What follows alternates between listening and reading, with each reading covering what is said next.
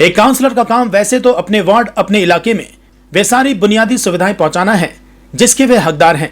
लेकिन बात जब महानगर के वार्ड नंबर 36 के काउंसलर सचिन सिंह की हो तो यहाँ पर जिम्मेदारी और भी बढ़ जाती है, क्योंकि उनकी ओर से एक पार्षद के रूप में सरकारी सुविधाएं तो जनता तक पहुंचती ही हैं, मगर उनके साथ साथ उनकी परेशानियों का भी ख्याल रखा जाता है। और इसी कड़ी में वार्ड नंबर 36 के वार्ड ऑफिस और राजा बाजार घोड़ा स्टैंड के पास पार्षद सचिन सिंह की ओर से तकरीबन 155 जरूरतमंद लोगों को चश्मे वितरित किए गए।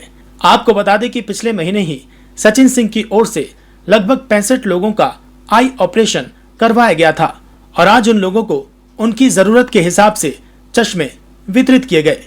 वहीं आई चेकअप कैंप के दौरान जिन्हें चश्मे प्रेस्क्राइब किए गए थे उन्हें भी चश्मे वितरित किए गए। वहीं इस मौके पर काउंसलर सचिन सिंह का कहना था कि पश्चिम बंगाल में मां माटी मानुष की सरकार जो ममता बनर्जी के नेतृत्व में चल रही है और पूरे राज्य में जो विकास हो रहा है वे यहाँ के लोग भी अपनी आंखों से देखें। और इसी सोच के तहत हम लोगों ने ये छोटी सी कोशिश की है ताकि ये सभी अपनी आंखों से ममता बनर्जी के कामों को देखें। वहीं एक बार फिर से उन्होंने अपने वार्ड के लोगों से कहा कि आप अपना भरोसा, अपना आशीर्वाद टीएमसी पार्टी पर बनाए रखें, क्योंकि एकमात्र यही पार्टी है जो बंगाल और बंगाल के लोगों का विकास कर रही है। जी, ये आज नहीं, आपके चैनल के माध्यम से मैं बताना चाहता हूँ, पिछले कई महीनों से ये कार्यक्रम हमारा चल रहा है। इसके पहले भी चश्मा वितरण का कार्यक्रम हुआ था।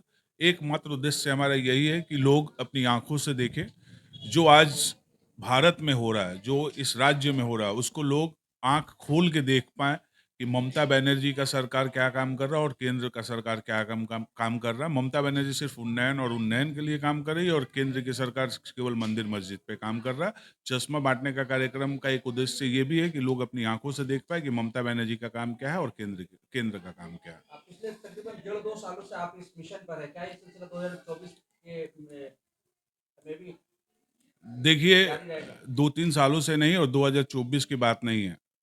जो ममता बनर्जी, अभिषेक बनर्जी और हमारे सांसद सुदीप बंदोपाध्याय के काम से प्रेरित है, वो आजीवन जन सेवा में लगे रहेंगे और जनता के लिए काम करते रहेंगे। सिर्फ 2024 लोकसभा इलेक्शन के लिए नहीं, आगे भी 36 नंबर वार्ड का एक-एक तृणमूल कांग्रेस कर्मी जो ममता बनर्जी के मार्ग से प्रदर्शित होता है, उनके राह पे चलता है, वो जनता के लिए काम करते रहेगा। वो 2024 हो या 2026 हो, जब तक शरीर का शेष बिंदु रक्त का बचा रहेगा, तब तक लोगों के लिए हम काम करते रहेंगे।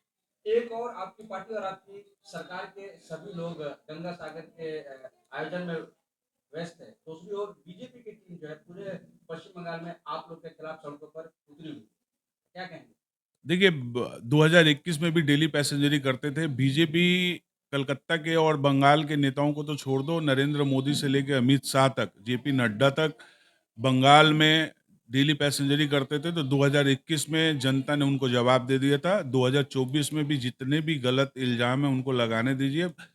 पश्चिम बंगाल की जनता ममता बनर्जी के साथ थी, ममता बनर्जी के साथ है और ममता बनर्जी के साथ रहेगी। कुछ लोग और मीडिया का कुछ एक बड़ा हल्का ये इस तरह के न्यूज़ दिखा रहा है कि आपकी पार्टी में मतभेद है ममता बनर्जी और अभिषेक बनर्जी के नामों को लेकर। आप खुद एक युवा नेता है, आपके इसमें क्या कहना है? अच्छी बात है ना, मतभेद होना चाहिए, मन का भेद नहीं होना चाहिए। मुझे सचिन पसंद है, आपको सहवाग पसंद हो सकता है। मन का भेद हमारा नहीं है। ममता बनर्जी हमारी लीडर है और अभिषेक बनर्जी हमारे सेनापति हैं। उनके निर्देश में भी हम काम करते रहेंगे। ऐसा कोई भी मतभेद, मनभेद हमारे बीच में नहीं वार्ड के है। लोगों से आप क्या कहना है? बस आप हमारा साथ दीजिए और आपका ये बेटा, आपका ये पार्षद हमेशा आपके साथ खड़ा रहेगा। जहाँ भी आपको ज़रूरत होगी, कंधा से कंधा मिला के मैं आप लोगों के साथ खड़ा रहूँगा हमेशा।